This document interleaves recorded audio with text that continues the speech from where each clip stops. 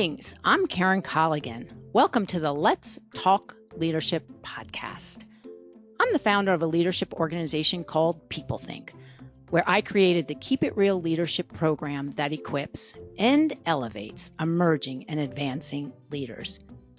It's all online and it can be done anywhere and it can be done at any time. What I know for sure is all leaders lead differently. And that's the beauty of leadership. It's so important to understand what your unique leadership style is. Now, that word is worth repeating, unique, because everyone has their own leadership style, which will inform how they're going to help your team and your organization move forward. You got to be real. And you got to be bold and you got to drive to take action. Because let's face it, people look to their leaders for vision. They look to their leaders for coaching and growth opportunities. This is why, as a leader, you want to be crystal clear about your unique leadership style and competencies.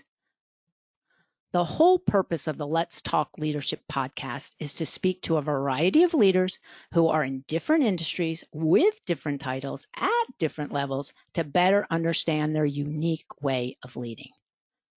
We're going to ask each leader the same 6 questions so we can provide you with a diverse way of looking at leadership.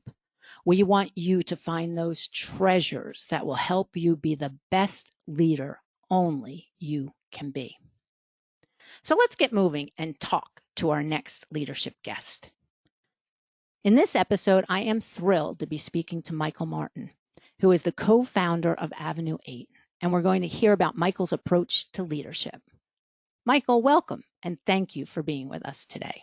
Thank you, Karen. Really excited to be here. So Michael, tell us a little bit about who you are, and then, of course, tell us a little bit about Avenue 8. Sure. So I live in San Francisco. I've been here just about 7 years. Before that, I was in New York and originally grew up in Texas.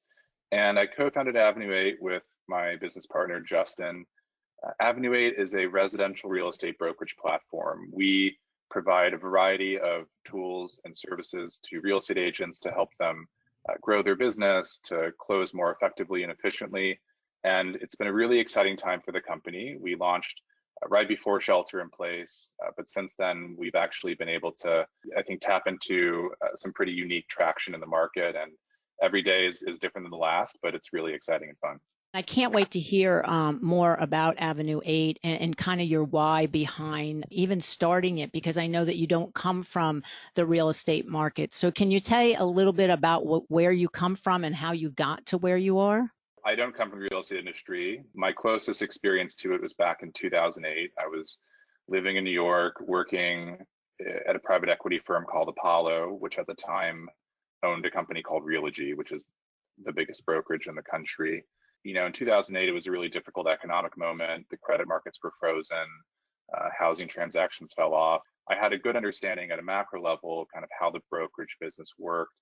Also, what was happening in 2008 was, you know, Zillow and Trulia were 2 years old, and search was becoming more democratized and moving online. So the role of the physical office in the real estate transaction lifecycle was really changing. You know, consumers weren't going into the office to say, I want to buy a home, or I need to find an agent. They were leading that process themselves. But at that time, a lot of the software and tools that agents were using to run their business was still on premise. And so that part required, I think, more of a brick and mortar presence. I left Apollo in 2010 and joined a digital agency called Code and Theory, which at the time was about 50 or so people. And I was there for nearly a decade, helped grow the company to about 500 people as a managing partner. Had the opportunity to work with really talented and brilliant designers and developers and product managers and marketers and companies across many different verticals. And when I met my co-founder, Justin, who's been a real estate agent for over a decade, he shared his experience, his view on where the industry was going, his idea for a new type of brokerage.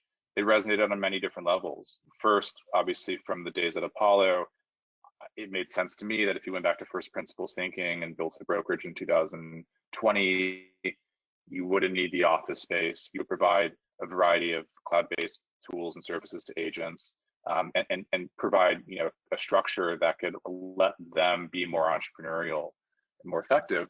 And then also from the experience at Code and Theory, agents today, market themselves, market listings, find clients in a very different way than even just a few years ago. And they are salespeople. They are not meant to spend time navigating an increasingly complex, omni-channel content marketing landscape. So we try to support them and meet them at the places where they need the most help. When you think about what you and Justin are doing with Avenue 8, I mean, it's really a leader in the field of real estate that, as you have talked about before with me, I mean, hasn't been updated in a long time. So you're leading one of the trends to really make real estate agents more nimble and do what they do, which is sell, versus all of the other administrative foundational pieces that you need in order to sell. So yeah, I can't wait to continue to hear your viewpoint. So let's get to the first question. I mean, there's so many ways to define leadership, and it's so personal to each individual. And so I'd really like to hear your definition of leadership, or how you think about leadership when you think about not only Avenue 8, but everywhere else that you've been. I'm going to use a food analogy here. I love to cook, and I grew up in a house where food is really important. My mom, at various points in her life, was a chef, and she's worked at Whole Foods for a long time. And I actually think that great leaders share a lot of qualities with great chefs. How do you select the best ingredients? It's around team building.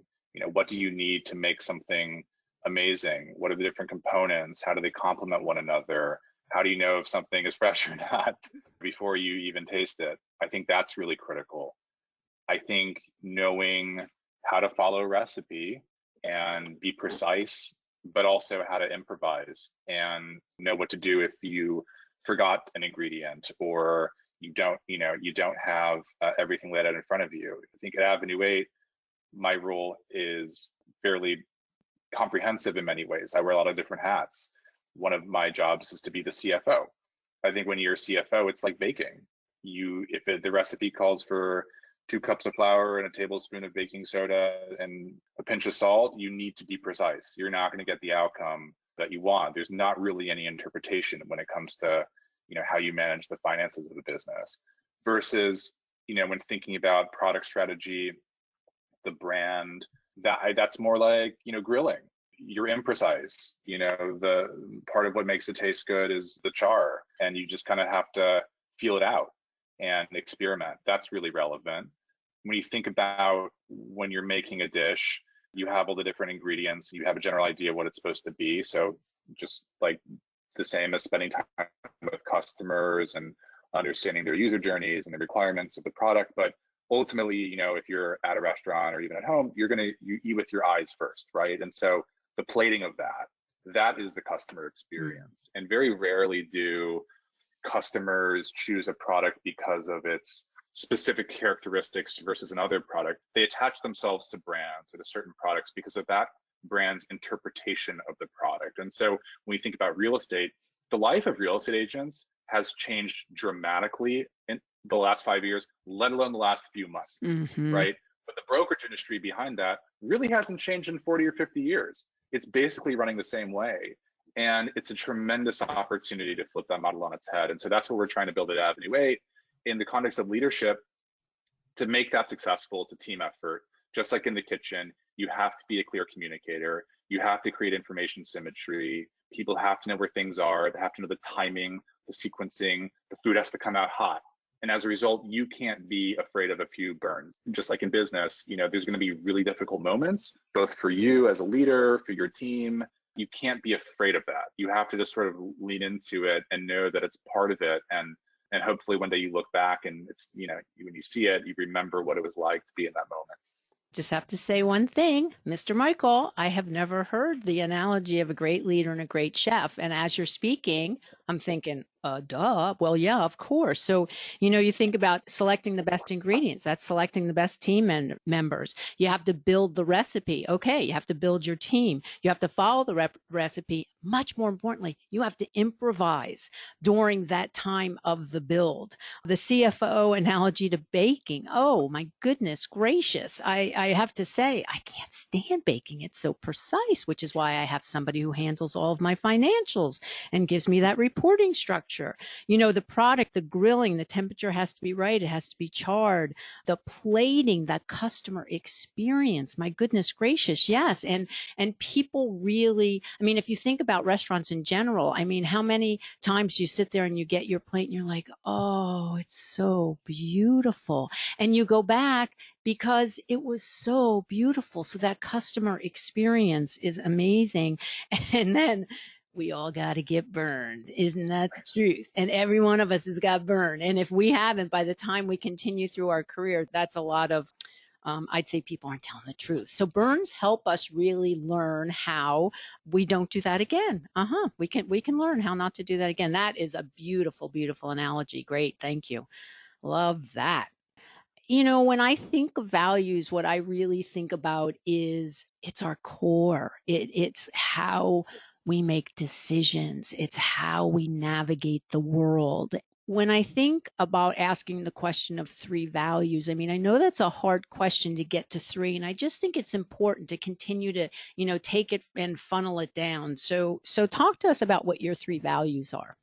Well, when I think back about right out of college, early in my career, and I worked with some really great leaders, the ones that I had the most respect for were the ones that had a high degree of self-awareness, and particularly ones that knew when they didn't know something and were able to say that and ask for that input. I think that's really critical.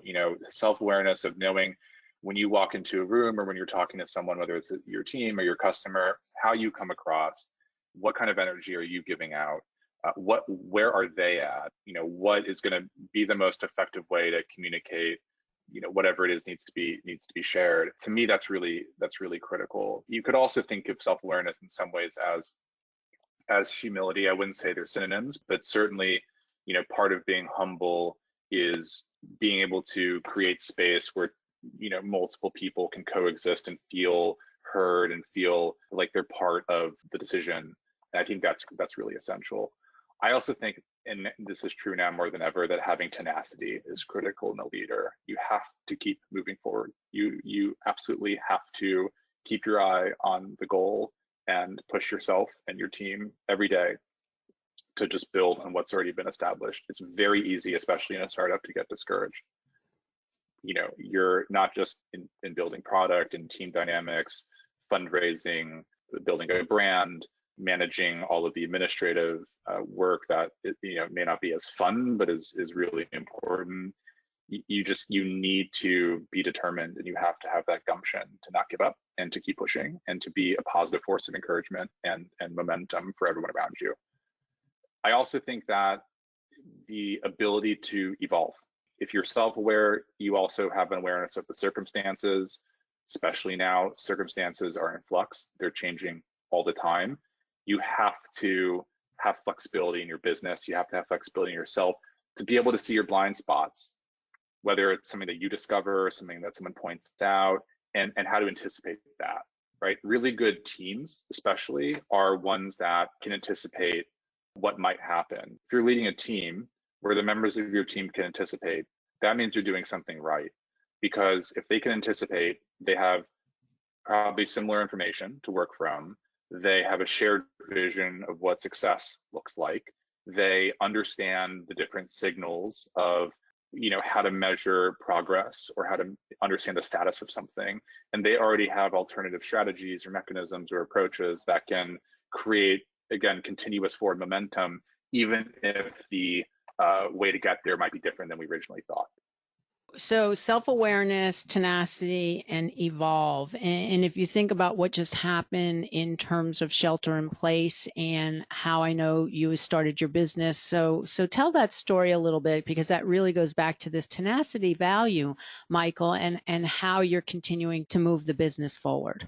We have been working on Avenue 8 Justin and I for a long time, but we didn't get our license from the Department of Real Estate until Valentine's Day, and that was obviously an important milestone to be able to function as a licensed brokerage. And so we opened the doors, brought on our first agents who are our customers about a week before shelter in place. At first, you're a startup founder, you read lots of articles on Medium about other startup founder stories and how it's hard, and of course it's hard. Then you add on shelter in place and a global pandemic, and you're kind of like, all right, well, may as well bring it may on. as well add another thing. Yeah. We use the time just to kind of go heads down and focus on making sure the customer experience was positive, making sure that we could build product and move quickly. And I think as a lot of the incumbent competitors in the industry that have been around for a long time, they were kind of in triage mode. They were cutting their staff and cutting costs and freezing R&D and innovation programs. We, viewed it as a moment to just accelerate. If you think about our business, part of Avenue 8's model is that we don't have offices for agents because agents are increasingly on the go, they're on their phone, they're in the car.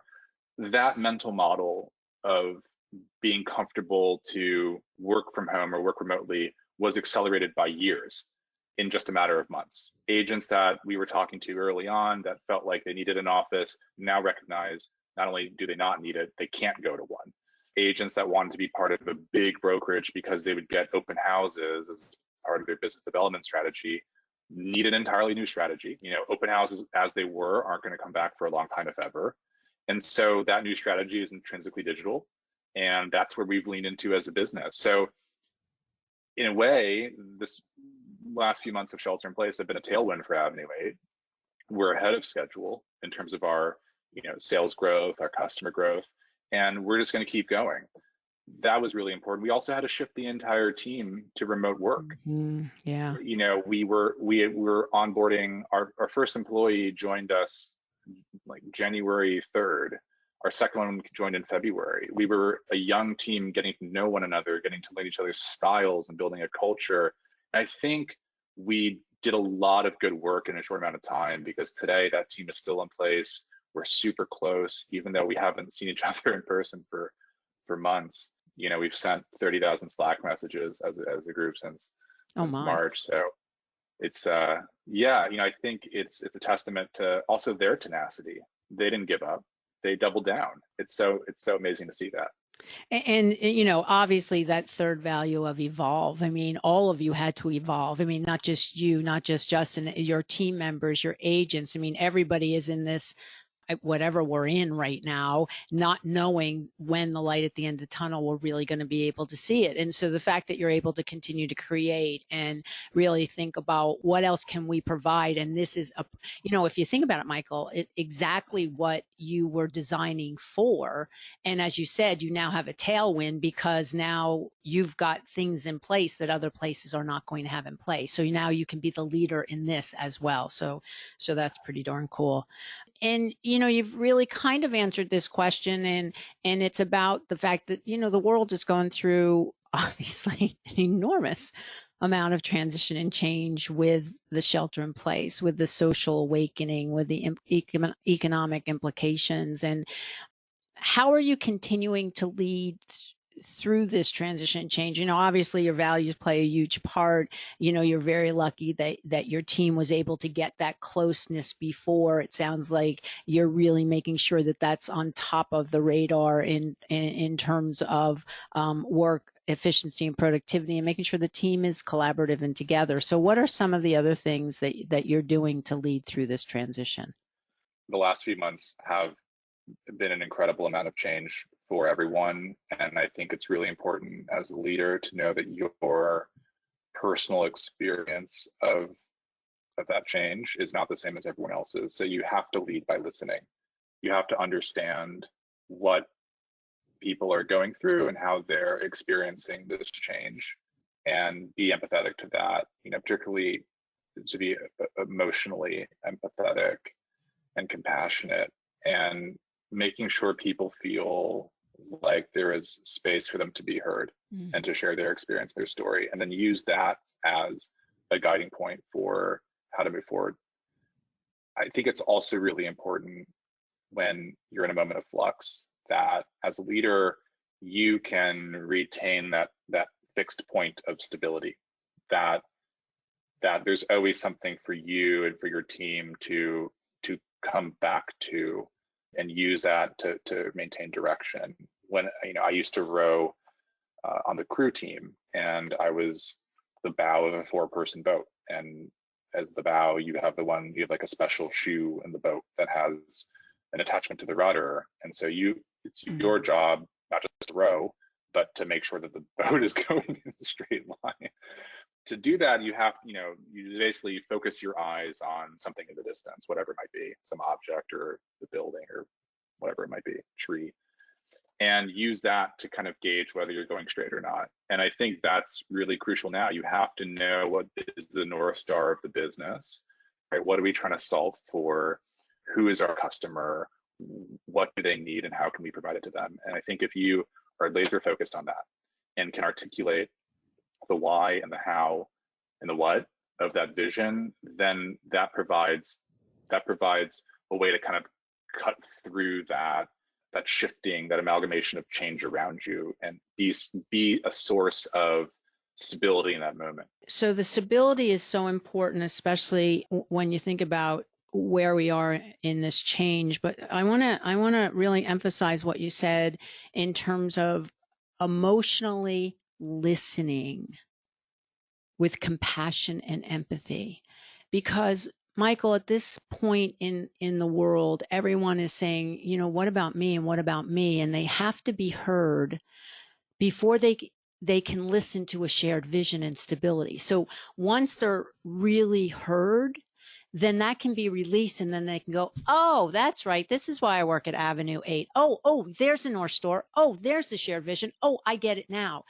And if we forget as leaders that emotional piece, that someone just needs to speak a little bit, and you have to mean it when you listen with compassion and empathy, then that can kind of dissipate, and then you can pay attention to the shared vision. And then that's when I need the stability. Please promise me, leader, you will have the stability, and then I'll help you get to that shared vision. So now let's get to this whole thing about, as a leader, we have to be curious. As a leader, we have to be learning at all times, so we can bring it to the business, so we can understand what's trending, so we can understand what's going on in the industry, and then bring it kind of back home to the business. So what are some of the things that you do to develop yourself and keep making sure that you are kind of crisp in terms of learning? Well, I would say I'm fortunate in that my wife is a big reader and listener to a variety of podcasts, on leadership, on entrepreneurship, on self-actualization. So I would say mostly I just try to listen to what she says as much as possible. Smart man. So that's been a huge source, and again, very fortunate for that. There is the signal to noise ratio right now is so bad when it comes to being able to suss out valuable information in the world. I think I've tried to curate more of a feed into my inbox every day of whether it's blogs or newsletters that I find really helpful, and sometimes those are on very, very narrow topics, other times they're on more general topics. How you kind of curate and edit the sources of information is really important, and a good way to learn. There's so much out there now, whether it's on Medium or different newsletters from thought leaders. I think that's been really helpful for me, particularly because if you just sort of go out and try to search for something or turn on the news on the TV, like, it's really difficult to make sense of it sometimes. I would say I also believe that not all knowledge needs to be intrinsically useful. Sometimes knowledge can be useless in the context of the specific thing you're trying to solve. I think it's important to gain perspective on work by moving outside of work and losing yourself in art or in music. I think back on my personal experience in college, I studied comparative literature. It was a mix of critical theory, French, and that did not prepare me to go into investment banking and private equity. in the same way that if I had been an economics major or a finance and accounting major, probably would have been better equipped out of the gate to build models and analyze companies. But ultimately, I think looking back in my career and kind of the changes I've made and where I am today, I think it was essential. I think you have to approach things adjacently sometimes in order to solve them more effectively, and you have to be dynamic in your approach. Yeah, I completely agree, because our brains need to rest, Michael. And you are so correct about the noise. Oh, there's so much noise. I mean, if I get one more email about, join this webinar, do this Zoom, I'm like, no, stop. My brain needs some space. Leave me alone. And that's my inside voice. Now it's my outside voice, but you know what I mean. And I agree with you. There's just times we have to get information that has nothing to do with what we do for a living so that we can fill up again. Yeah. And I'm going to ask, that's my last question. So we're headed that way. And before I do that, what about your team? I mean, they're remote now. So what kind of avenue do you give them to learn, to develop? Do you give them tools? Do they ask you, this is what I want to do? Tell me about your team, because they're young, and I don't mean age-wise, but they're young to you. I mean, you've just started Avenue 8. And so how do you keep them confident that you want them to develop? I think it's a few ways. I'd say in general, I think it's the responsibility of the person that wants to learn something or up-level their skills to let their leadership know that they need that and want that. It's going to be very hard for me as a leader to anticipate and understand what type of course or curriculum or training someone needs in any given moment, especially at an early stage of a company working together. So I think it's important to let them know when you onboard an employee, and I've done this both at Avenue 8 and my prior role at Code Theory, that there is budget available for training and learning. I think what that training and learning looked like 6 months ago may have been, depending on what it was, like a 10-week General Assembly course that you could go to after work to learn how to create a service design map or how to learn a coding language. Right now, everything is being done virtually, and so that's where it gets a little bit interesting and challenging sometimes. One of the things that we've been doing for our team of agents to build culture and community amongst them is a series of webinars. We do them every week. A lot of them are about real estate, whether it's about market data, what they're seeing out there, different trends, updates to disclosures because of shelter in place, but also not just about real estate. We've interviewed leading architects and experts in health and wellness, and I think that's really important. And at the same time, I think lots of companies are doing this, and people are experiencing webinar fatigue. Mm-hmm. There's like no shortage of things to tune into, and it can create this sort of desire to learn is good, but I think can also create a lot of pressure. When shelter in place first started, there was a lot of talk about, well, let's use this time to do the thing you've never, had time to do before, like learn a new language, learn how to code in Python and spend time, making like sourdough starter. And I think now, there's a lot of people that look back and they're like, well, all I've been able to learn is how to watch Netflix more effectively and binge 5 seasons of The Bureau, and which is fine. I think it's important to give yourself a break and not hold yourself. It's like you create a problem for yourself by having that mentality. And so I'd say in terms of how to encourage people on the team to learn and develop their skills, let them know it's available. Let them come to you with what they want to learn. I think it also relates to my approach of starting someone at 100 versus starting someone at 0. Like, I believe in, benefit of the doubt, giving people multiple projects and then seeing how they succeed and then, scaling back as necessary, as opposed to incremental small projects and building up over time. I think, you want to just assume the best of people and give them the opportunity to outperform, but be aware of whether they're struggling with that or whether they can even do more That's how you can kind of gauge where the gaps are, and therefore you can understand maybe what skills you needed to be added in.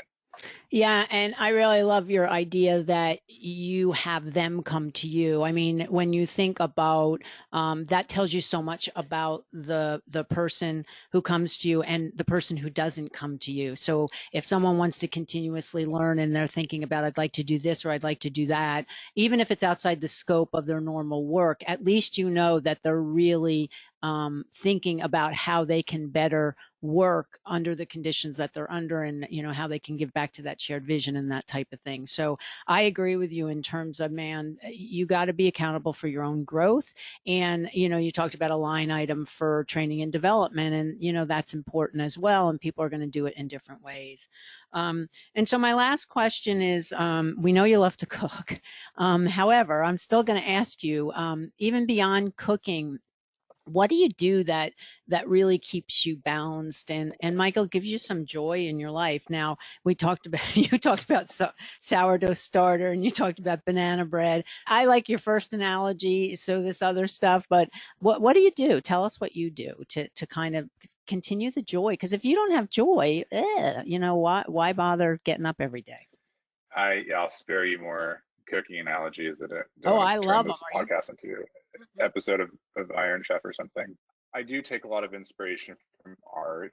I have a photograph in my living room. One of my friends is a composer who did part of the score to the movie Man on Wire, about Philippe Petit, doing a tightrope walk between the Trade Center towers back in the 70s. And Crazy. I have an original photograph of Philippe, on the wires, and I look at it every day. That balancing act, the level of courage and just complete lack of fear, to be out there with the wind blowing and going back and forth, I think like 9 times, and laying down and standing up and doing a trick.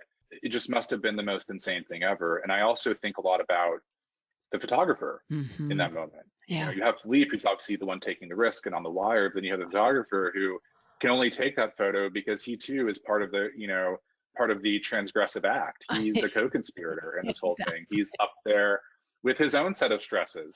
Is the camera in focus? Did I take off the lens cap? Oh, yeah. And so I think but the photo is so serene. You look at this photo and it is like this beautiful early light in the day, and this figure on a wire between two of the most iconic structures ever built, and I love it. What I also really love about it, when it's in the movie, after he gets down from the tower, rush of reporters, and they're asking him questions, and somebody asks him, "Why did you do it?" And his answer is, "There is no why." Oh my goodness. I think we hear a lot about, Simon Sinek or whoever else, starting with the why versus the why, and that makes a lot of sense. You have to have a mission. There has to be a why behind what you do, but there isn't always a why in everything. Sometimes you just feel it, and you need to do it. It just calls you, and you don't need to be academic or over intellectualize the why. You just have to do it. And I think that's a big part of entrepreneurship, is you have to have your reasons.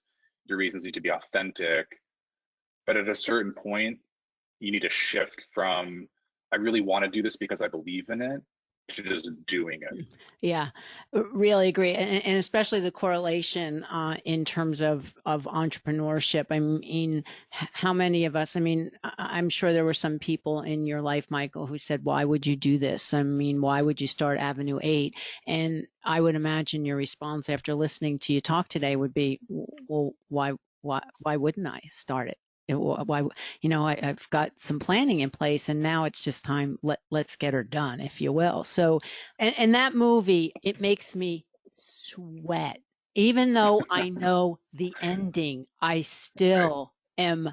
I talk about no fear. I mean, that's beyond no fear. It's really amazing. And then what is funny is, so your 3 values, Michael: self-awareness, tenacity, and evolve. I mean, you think about the tenacity that took and the improvisation that took. Oh my goodness gracious.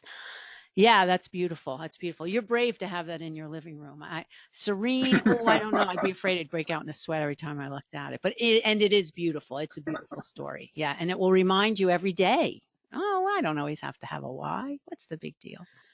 It also So, reminds me that what I'm doing isn't that. So, it's not however life or stressful it death might anyway. seem in the moment, at least I'm somewhat on the ground and have support Exactly. in my Most feet. of the time. Yeah. So Yeah. Michael, wow, thank you. Your wise words, your analogy about food is extraordinary, and I'm going to steal it if that's okay. I'll give you credit all the time, I promise. I mean, it's just really a beautiful analogy of how to look at leadership, and I've never heard anything like it before, so I'm grateful for that. So thank you for being here, and thank you for sharing your wisdom with us. Thanks for having me, Karen. It was a lot of fun. Yeah, a few laughs along the way. Love that part. So thanks everyone for listening. I'm Karen Colligan, and you've been listening to Michael Martin, the co-founder of Avenue 8. Till the next episode of the Let's Talk Leadership podcast, have a good one, and don't forget to keep it real. Music by Poddington Bear and editing by Mary Lee Williams.